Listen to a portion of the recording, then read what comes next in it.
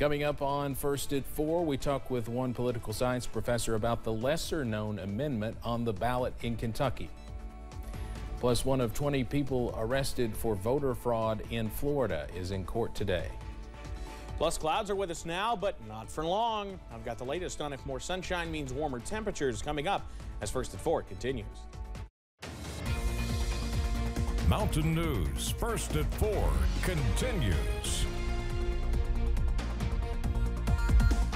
Voters will head to the polls in less than a week and be faced with two proposed constitutional amendment questions in Kentucky, one more highly publicized than the other. Kelsey Soto is speaking to a political science professor at the University of Kentucky about the lesser-known one, Amendment 1, which deals with legislators' ability to call themselves into a special session. Historically, Kentucky's had a very strong governor, especially because the legislature doesn't get to meet for very long. And when the cat's away, the mouse gets to play. As of 2021, Kentucky was one of 14 states in which only the governor could call a special session.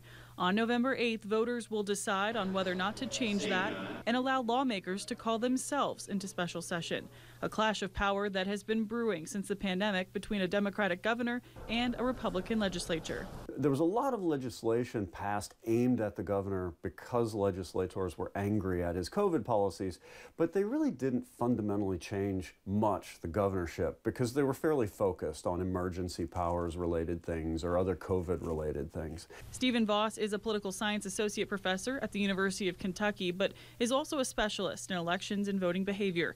He tells me the limited publicity Amendment 1 has gotten isn't surprising for a constitutional amendment of this nature, unlike Amendment 2, which deals with abortion rights. It boils down to a fight over control. Right now, the governor also dictates what's on the agenda of the special session when it's called. If the legislature can call itself into special session, they'll be able to decide also what topics they'd like to address. The ballot measure is 154 words, and Stephen Voss says it may hurt its chances of getting passed. The length of Amendment 1 is also something it has going against it. Voters have a tendency to get suspicious and just want to vote no. And the longer it gets and the harder the amendment proposal becomes to process, the more that sort of gut level, I'm just going to vote against this. In Lexington, Kelsey Soto, WKYT. 45,000 guests are expected to take part in the Breeders' Cup at Keeneland in Lexington this weekend. More police officers are patrolling downtown ahead of the event. City leaders have also closed Tandy Park an hour earlier and added new lighting in parking lots. The biggest thing is, this is going to be almost double a normal Keeneland crowd. So everyone, all of us understand certain days of the week, try to avoid Versailles Road at Keeneland, but it's going to be a little bit different, and the timing will be different as well.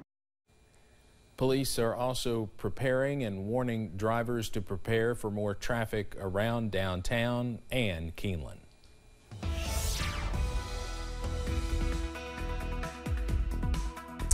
Well, our mostly cloudy skies continue throughout the region this afternoon. The good news, most of us are dry. Well, that's good and bad news. Good in the sense that you won't have any rain to deal with on your drive home, but bad in the sense that we really need some rain out there. We don't have much in the next 7 days, but let's focus on today. Here's a look, I should say, outside in downtown Whitesburg. All hustle and bustle out there this afternoon as folks are heading home from a long day's work. Looking okay, at least weather-wise, outside of the clouds, of course. There you see some of those low-hanging clouds from our Buffalo Mountain camera in Perry County.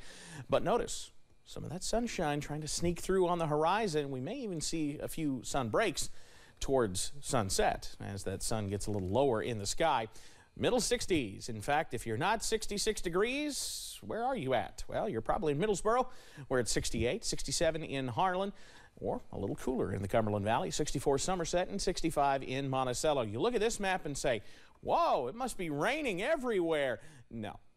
Those are just some high clouds being picked up by pinpoint Doppler. It's not a lot. We could see a sprinkle or a shower, but for the most part, we do remain dry out there this afternoon. This whole system continues to push off to the north and east, and we'll be out of our hair later on tonight. So keep that First Alert weather app handy because you notice, you look at the forecast, scroll on through, we're in the upper 50s.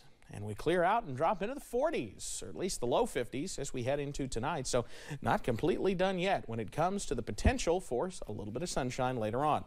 Details on when we can expect the sunshine to return in full brilliance coming up in just a bit. Steve? All right, Evan, thank you. CVS, Walgreens, and Walmart have tentatively agreed to pay at least $12 billion to settle opioid lawsuits. Bloomberg reports the lawsuits were brought by state and local governments. They claim the retailers mishandled prescriptions of opioid painkillers.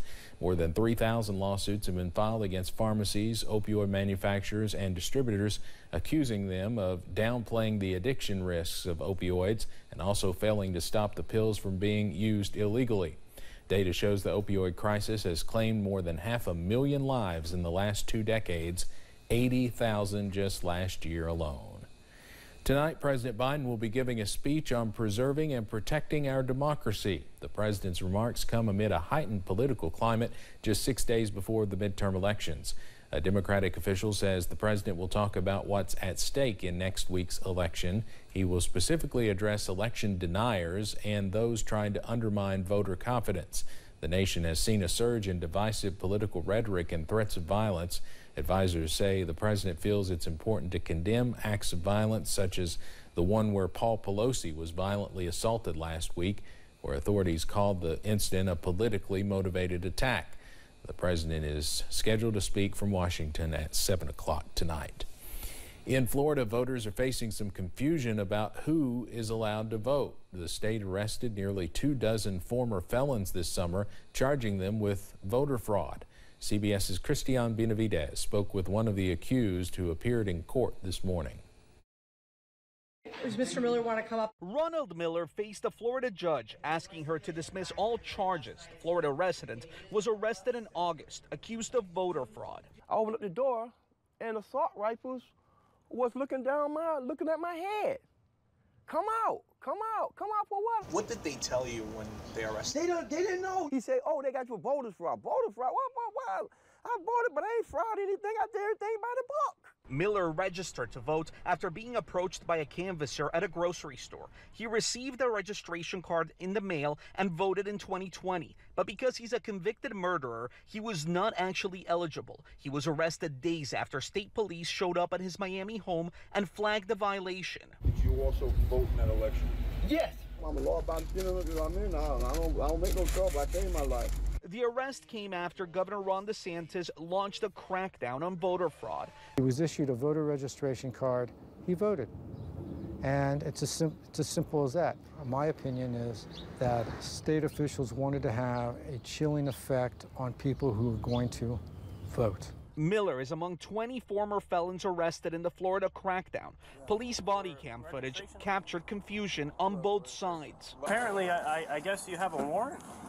For what? I'm not sure. For voter stuff. At least one case has already been dismissed, and Miller is hoping for the same at his next hearing in December. His question for the court, why he was given permission to vote and why he's being blamed for that mistake. Christian Benavidez, CBS News, Miami. Early voting is in its final stretch, and a lot of people have cast their ballots in many states. Edison Research and Catalyst says nearly 28 million people in 46 states have taken advantage of early voting, outpacing early voting numbers in the 2018 midterm elections. But it's too soon to tell if overall turnout will reach historic levels. So far, more than 3 million votes have been cast in both Texas and Florida, 2.7 million in California, and nearly 2 million in Georgia. Some states with a surge in early ballots, such as Virginia, Vermont, and Michigan, have changed election rules since the last midterms.